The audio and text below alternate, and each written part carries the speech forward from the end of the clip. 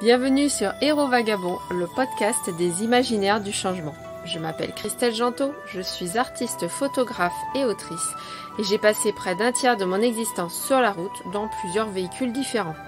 Aujourd'hui, j'anime ce podcast avec mon cohabitant Thierry-Chan Le Brelet, un artiste photographe qui vit dans un camion roulotte. Dans ce 5e épisode, nous abordons le problème de la promiscuité quand on vit dans un habitat nomade, dans un véhicule aménagé, dans une tiny house ou dans un tout petit logement. Le CNRTL donne la définition suivante de la promiscuité dans son sens moderne.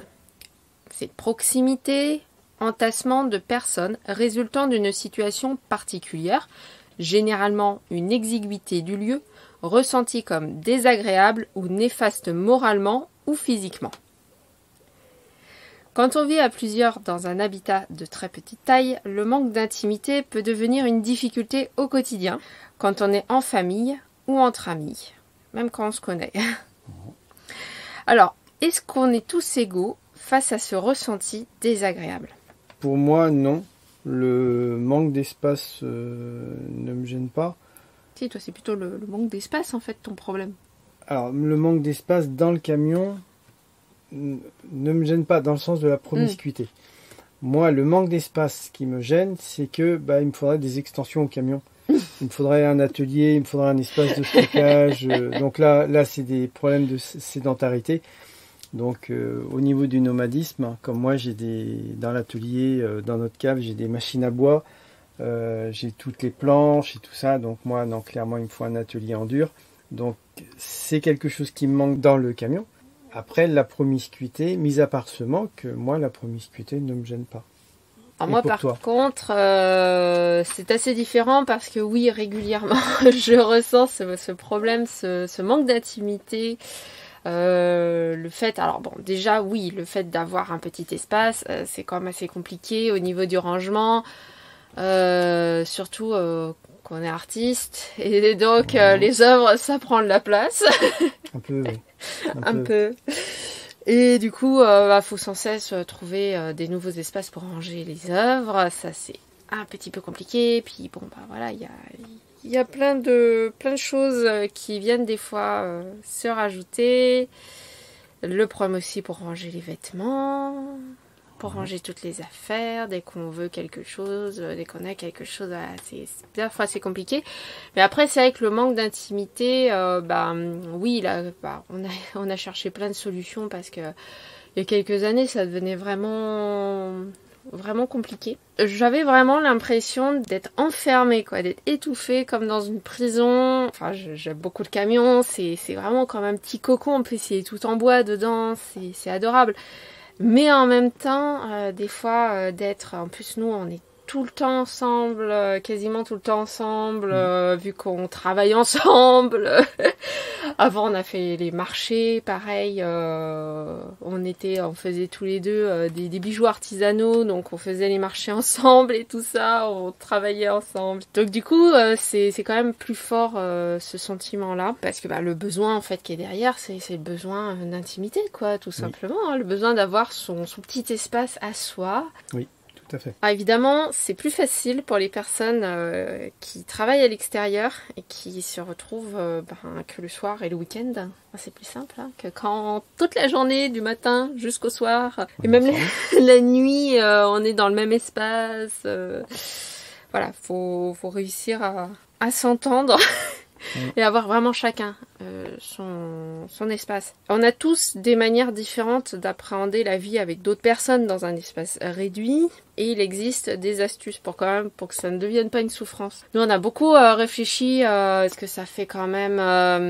ça fait 8 ans qu'on vit... les routes. Voilà, on a fait différents types d'habitats mobiles. Et c'est vrai qu'on a progressivement cherché des astuces... Alors déjà, il y a le fait d'avoir chacun un espace en fonction de ses besoins. Avant, j'étais en camping-car avec ma mère. On était partis ensemble. Elle savait pas trop si elle voulait reprendre un logement sédentaire, quel type, est-ce qu'elle voulait une maison, un appartement. Donc du coup, ça nous permettait aussi de vivre autre chose. Bon, la difficulté, c'est que elle travaillait. C'était bien d'un certain côté parce que toute la journée, en fait, j'avais le camping-car pour moi. Par le week-end, autrement, on se voyait que le soir et le matin. Par contre, elle l'a quand même assez mal vécu. Même en ayant chacune notre espace, elle se sentait quand même tout de suite à l'étroit, notamment quand elle avait des vacances. Elle se sentait tout de suite très à l'étroit. Et pourtant, on avait un camping-car avec un lit fixe au fond et une mezzanine, une capucine devant. Donc, on avait du coup chacune vraiment notre grand lit de 2 personnes avec le gros sac de vêtements au pied du lit. Oui, ça aussi, c'était assez particulier, mais on n'avait pas assez de rangement pour mettre tous les vêtements. Donc forcément, il fallait réussir à s'arranger comme ça. Et malgré tout, même en cloisonnant bien les espaces, moi, je le vivais plutôt bien, mais elle, par contre, elle le vivait vraiment mal. Actuellement, nous, on a trouvé la solution au niveau de la table, en fait. On a vraiment chacun notre espace, ce qui nous permet d'avoir vraiment notre petit univers. On a nos rangements et on a chacun, on a notre petit univers, notre petit jardin secret. Et ça, c'est très important de respecter l'intimité de l'autre. Oui, par exemple, toi, quand tu es sur ton ordinateur, je ne cherche pas à voir ce qu'il y a sur ton écran. Je ne touche pas à ton ordi, je ne cherche pas à voir ce qu'il y a dedans, je ne touche pas à ton téléphone, ni à tes cahiers, ni à tes notes. Voilà, c'est ton univers, c'est ton monde. Et je prends énormément de notes, comme j'écris. Oui, J'ai des notes partout dans mon espace. Sur ton ordinateur, il y a une véritable une montagne de papier. C'est assez impressionnant, on voit plus du tout le clavier, d'ailleurs ça dépasse sur les côtés. Voilà. C'est vrai. Oui, c'est bien pour le refroidissement. Bon, ça va, l'ordinateur le vit bien. Et puis moi de mon côté, donc déjà on n'est pas côte à côte au niveau de la table. Dans le camping-car, on l'avait été, mais on avait vu que c'était assez compliqué parce que du coup, l'espace était vraiment du coup réduit. On était côte à côte, voilà. Déjà, c'était une petite table, on était épaule contre épaule, c'était assez gênant, on n'avait pas d'espace. Là, on a une table plus grande, c'est une table de maison qui doit faire 1m40 de long, je crois. 1m20. 1m20 par 80, je crois. Ouais. Donc toi, tu es au bout, tu es à une extrémité, puis moi, je suis sur le côté. Ton écran cache le mien. Moi, je suis quasiment derrière ton écran. Donc, comme ça, moi, je vois pas ton écran, toi, tu vois pas le mien. Donc, je fais ce que je veux sur mon ordi. J'ai vu aussi que, comme ça, par exemple, si tu regardes un film sur ton ordinateur et que moi, je vais être tranquille à écrire ou à lire quelque chose. T'as pas les flashs lumineux. C'est ça me dérange pas parce que autrement, en vision périphérique, de voir les images qui bougent, les flashs lumineux et tout, c'est hyper perturbant. Voilà. Puis bien entendu, pour respecter la tranquillité de l'autre, quand moi ou Christelle, quand on regarde un film ou une vidéo, on met le casque. Comme ça, on ne perturbe pas l'autre non plus avec le son. Par contre, un de nos gros défis, c'est le rangement. Alors, pour expliquer le rangement, allez, je vais nous envoyer des fleurs. On n'est pas bordélique. Moi, je dis qu'on est désorganisé. Désordonné. Désordonné. Mais c'est juste que peut-être que ça nous rassure, nous, d'avoir des affaires partout. Alors, il nous reste pas un petit couloir de 20 cm pour pouvoir traverser le camion, on n'en est pas là. Si on devait ranger toutes les affaires qu'il y a à droite à gauche, il nous faudrait presque 2 fois plus de placards. Ouais, alors au bout d'un moment, quand même, quand il y a trop d'affaires qui ne trouvent plus leur espace de rangement, là, je me décide à ranger parce qu'au bout d'un moment, ça devient plus possible. T'as plus de tolérance sur le bazar que moi. Oui. Mais non, moi quand même, au bout d'un moment, je me décide à prendre le taureau par les cornes et puis à ranger parce qu'au bout d'un moment, c'est plus possible. D'ailleurs, l'organisation, c'est quelque chose de très important dans un petit espace. Notamment, comme le couloir n'est quand même pas très large, faut pas être à plusieurs. Par exemple, dans la cuisine, dès qu'on est à plusieurs dedans, c'est pas possible. Et quand on reçoit des gens, tout de suite, on leur explique où ils peuvent se mettre, parce qu'autrement, c'est compliqué. Ah oui, clairement, contrairement à certains nomades où ils ont un coin salon où on peut facilement s'asseoir à 5-6 en se débrouillant, non, nous, clairement, le camion il est conçu pour 2. D'ailleurs, on a juste 2 assises. On a nos 2 fauteuils ballons. On n'a rien d'autre. Si vraiment on voulait recevoir un petit peu de monde, discuter avec des gens qui se stationnent à côté de nous, le plus simple, c'est on sort la petite table de camping. On a 2 chaises pliantes. On a mon espèce de fauteuil de pêcheur là, que j'ai trouvé. Et puis, s'il faut, on sort les 2 fauteuils ballons. Donc, on a de quoi s'asseoir à 5. Voilà, notre capacité d'accueil, nous compris, c'est 5. Voilà, au-delà, on sature ou alors les gens s'assoient par terre. Ou alors, faut avoir une table avec des bancs et se stationner à côté. Et là, du coup, on peut être plus nombreux. Mais Voilà. oui, autrement, c'est forcément, de toute façon, c'est assez limité. Je veux dire, on est sur un véhicule mobile. Il y a la place, le poids. On peut pas tout stocker non plus, quoi. Non. Puis on a fait ce choix d'avoir vraiment de l'espace pour nous, de l'espace pour créer. Surtout que voilà, on fait aussi on fait un peu de peinture, on a des notes, on a des œuvres, on a du matériel un peu, donc bon, forcément. Moi, dans les soutes, j'ai tous les outils auxquels je tiens, que je peux emmener, que dans la cave, il reste des outils auxquels je tiens, mais non, là, c'est juste trop gros et trop lourd. Comme la vieille grosse ponceuse à bande, elle fait près de 40 kilos, elle fait 1 mètre et des bananes de haut, non, trop lourd. Alors c'est vrai qu'on pourrait avoir une remorque, hein. On en a eu une d'ailleurs quand on faisait les marchés, mais du coup ça complique les choses en termes d'accès sur des aires ou en termes de stationnement, parce que ça oblige à faire des fois plus de manœuvres, à décrocher la remorque, et il y a des stationnements où c'est vraiment du coup compliqué, hein. Oui. C'est vrai qu'encore, bon, se garer juste avec le camion qui fait 8,50 m, ça va. Voilà, on fait à peine 1 mètre de plus que certains camping-cars, donc c'est juste que nous on a l'inconvénient que notre sortie elle n'est pas sur le côté, elle est sur l'arrière.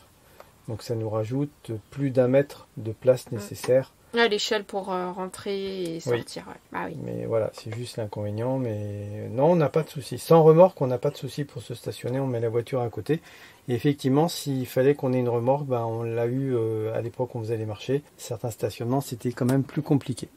Dans un prochain épisode, je ne sais pas trop quand, nous parlerons d'ailleurs du fait d'être artiste nomade, les avantages, les inconvénients, les forces, les faiblesses, parce que c'est vrai que c'est une question qui est revenue plusieurs fois, qu'on m'a plusieurs fois posée. C'est vrai que j'aimerais en parler.